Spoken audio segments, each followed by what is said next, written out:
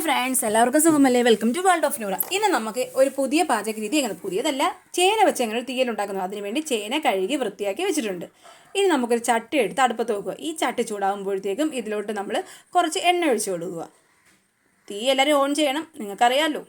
ഇനി എണ്ണ തിളച്ച് വരുമ്പോഴത്തേക്ക് നമ്മൾ എന്താ വേണം, നേരത്തെ മാറ്റി വെച്ചിരിക്കുന്ന ചേന എടുത്ത് ഇതിലോട്ട് തട്ടുക. ഇനി ഇത് നല്ലതുപോലെ ഇളക്കി കൊടുക്കുക. തീ എപ്പോഴും മീഡിയം ഫ്ലെയിമിലേ വെക്കാവൂ. തീ കൂട്ടി കഴിഞ്ഞതെല്ലാം കരിഞ്ഞു പോകും. നിങ്ങൾക്കറിയാം, എന്നാലും ഞാൻ പറയും.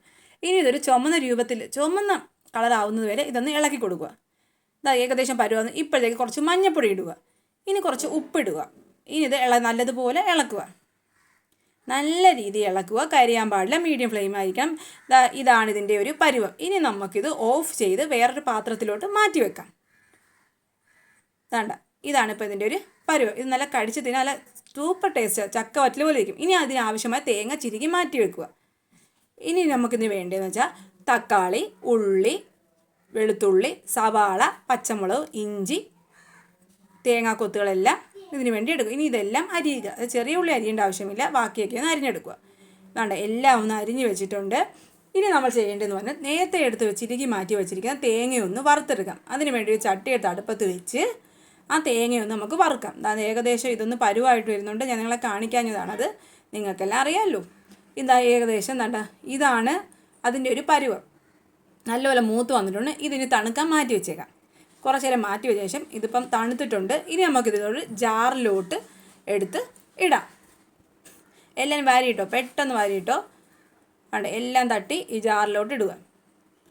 ഇനി നമുക്ക് ഇതെന്താ വേണം, ഈ ജാറടച്ച് നല്ലതുപോലെ കുഴമ്പ് പരുവത്തിൽ അടിച്ചെടുക്കുക. ഈ രൂപത്തിൽ എടുക്കണം. ഇനി നമുക്ക് ആ നേരത്തെ ഉപയോഗിച്ച ചട്ടി തന്നെ എടുത്ത് അടുപ്പത്ത് വെക്കുക. അതിലോട്ട് കുറച്ച് എണ്ണ ഒഴിച്ചു കൊടുക്കുക. ഈ എണ്ണ തിളച്ച് വരുമ്പോഴത്തേക്ക് നമ്മൾ അതിലോട്ട് എന്താ വേണ്ടത്, എണ്ണ തിളയ്ക്കുമ്പോൾ നമ്മൾ മിക്കപ്പോഴും എന്തോ ഇടുന്നത്, അതേ സംഭവം തന്നെ ഇവിടെയും ചെയ്യുക. കുറച്ച് കടുകെടുത്ത് അതിലോട്ട് ഇടുക. കടുക് പൊട്ടി വരുമ്പോഴത്താണ്, കടുക് കിടുകിടാ പൊട്ടുന്ന സൗണ്ട് കേൾക്കുന്നുണ്ട്. ഈ കടുക് പൊട്ടി വരുമ്പോഴേ തേങ്ങാക്കൂട്ടങ്ങൾ എടുത്തിടുക. ഈ തേങ്ങ ഒന്ന് ചെറുതായിട്ടൊന്ന് ഇളക്കി കൊടുക്കുക. അതായത് ഒരു വലുതായിട്ട് വേണ്ട, ചെറുതായിട്ടൊന്ന് മൂപ്പിക്കണം. ഈ ഒരു സമയമാകുമ്പോഴത്തേക്ക് ബാക്കിയെല്ലാം കൂടി ഇതിലോട്ട് തട്ടിയിടുക. പച്ചമുളകും സവാളയും വെളുത്തുള്ളിയും ചെറിയ ഉള്ളി ഇടുന്നതെന്ന് വെച്ചാൽ എപ്പോഴും ഏത് കറിക്ക് ചെറിയ ഉള്ളി ഇട്ടാലും ടേസ്റ്റ് കൂടുതലായിരിക്കും. ടേസ്റ്റ് കൂടുതൽ കിട്ടാൻ വേണ്ടിയാണ് നമ്മൾ ചെറിയ ഉള്ളി എപ്പോഴും നമ്മൾ ചേർക്കുന്നത്. നല്ല ടേസ്റ്റ് ആയിരിക്കും ചെറിയ ഉള്ളി ഇടുമ്പോഴത്തേക്ക്. ആ കറിയിൽ നിന്ന് ഉള്ളി എടുത്ത് കഴിയുമ്പോൾ നല്ലൊരു ഇതായിരിക്കും. ഇനി ബാക്കിയെല്ലാം കൂടി ഇട്ടതിന് ശേഷം നല്ലതുപോലെ ഇളക്കുക. ഉണ്ടമുളക് ഇട്ടതെന്ന് വെച്ചാൽ നല്ല മണമുള്ള മുളകാണ്, നമ്മളെ വീട്ടിൽ പിടിച്ച മുളകാണ്, നല്ല മണമാണ്. അതൊരു മണം കിട്ടാനും ഒരു രുചി കിട്ടാനും വേണ്ടിയാണ് നല്ലത്. വീട്ടിൽ പിടിച്ചപ്പോൾ നാടൻ മുളകല്ലേ, അതിന് വേണ്ടിയാണ് ഉണ്ടമുളക് ഇട്ട്. ഇനി നമുക്ക് ഒഴിച്ചുവിടാൻ പറ്റാത്ത തക്കാളി എടുത്തിടുക. നല്ലതുപോലെ ഇളക്കി കൊടുക്കുക. നല്ല അടിപൊളിയായിട്ട് ഇളക്കുക. അത് കരിയാൻ പാടില്ല. തീ എപ്പോഴും മീഡിയം ഫ്ലെയിമിൽ വെക്കുക. ഞാൻ വീണ്ടും ഓർമ്മപ്പെടുത്തുകയാണ്, മീഡിയം ഫ്ലെയിമിലേ വെക്കാവൂ. കരിഞ്ഞു പോയിട്ട് കറി ചീത്തയായിട്ട് എന്നെ പറയരുത്. നിങ്ങളിത് കണക്ക് ചെയ്ത് നോക്കുക. നല്ലപോലെ ഇളക്കി കൊടുത്ത് ഇതിന് ആവശ്യമായ പൊടികൾ നമുക്ക് ചേർക്കാം. ആദ്യം വേണ്ടത് 1 സ്പൂൺ മുളക് പൊടി, പിന്നെ വേണ്ടത് 1 സ്പൂൺ മല്ലിപ്പൊടി. ഒരു സ്പൂണിലും കുഴപ്പമില്ല, 3/4 അത് ഞങ്ങൾ 1 സ്പൂൺ ചേർത്തിട്ടുണ്ട്. ഇനി നമുക്ക് കുറച്ചല്ല 1/4 സ്പൂൺ മഞ്ഞൾപ്പൊടി ഇതിലോട്ട് ഇടുക. ഇനി ഇത് നല്ലതുപോലെ എല്ലാം ഒന്ന് ഇളക്കുക. അതായത് ഇതിൻ്റെ ഒരു പച്ചമണം പച്ചമണം മാറണം. നല്ലൊരു പച്ചമണം മാറണമെങ്കിൽ ആ കറിക്കൊരു ടേസ്റ്റ് വരത്തുള്ളൂ. അല്ലെങ്കിൽ ആ അരപ്പിൻ്റെ അവൻ്റെ ഒരു വലിയൊരു ടേസ്റ്റ് കാണത്തില്ല. നല്ലതുപോലെ ഇളക്കി കൊടുക്കുക. കരിയാതെ ഇതേ രൂപത്തിൽ ഇളക്കിയതിന് ശേഷം വേണ്ടേ നല്ല രീതിയിൽ ഇളക്കുക. തീ കയറാനൊന്നും പാടില്ല. ഇനി നമുക്ക് തേങ്ങയുടെ അരപ്പെടുത്ത് ഇതിലോട്ട് ഒഴിക്കുക. ഒഴിച്ച് കുറച്ച് ചൂടുവെള്ളവും കൂടെ ഒഴിച്ചിട്ട് ഇളക്കി കൊടുക്കുക.